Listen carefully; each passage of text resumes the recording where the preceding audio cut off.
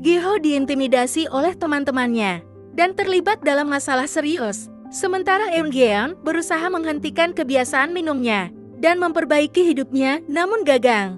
Di masa kini, Sung-a kembali ke tempat penyewaan milik Yeong-ha, menciptakan ketegangan baru saat rahasia lama terungkap.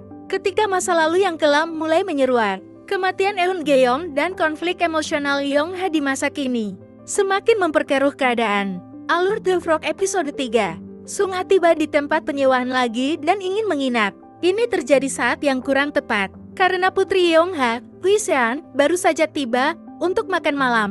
Setelah beberapa diskusi, Yeong-ha akhirnya membiarkan Sung-a menginap semalam. Sementara itu, Yeong-ha yang sedang sibuk dengan barbecue bersama Jisoo, pasangan Hui-seon. Ia terus mengamati jamnya, tampaknya menunggu sesuatu. Setelah makan malam, Hui-seon pulang dan Sung-a meminum anggur di pintu masuk.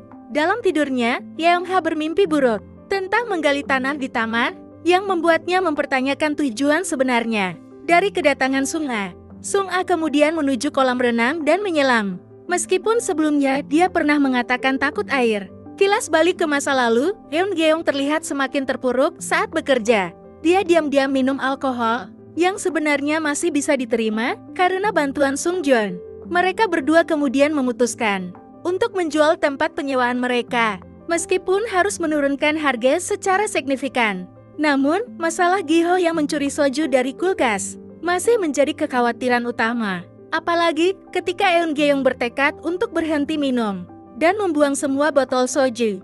Kembali ke masa kini, Gi-ho jatuh pingsan setelah minum pil tidur milik ibunya. Ketika Sang-jun mengetahui semuanya, dia marah dan bertengkar dengan orang tua murid lainnya di sekolah, akhirnya merusak rencana penjualan motel mereka. Sang-jun dan Eun-geon akhirnya berusaha untuk memulihkan motel mereka, tetapi pernikahan mereka semakin hancur. Kembali ke masa kini, Sung-a membuat makanan yang sama seperti yang dibuatnya untuk Si-heon.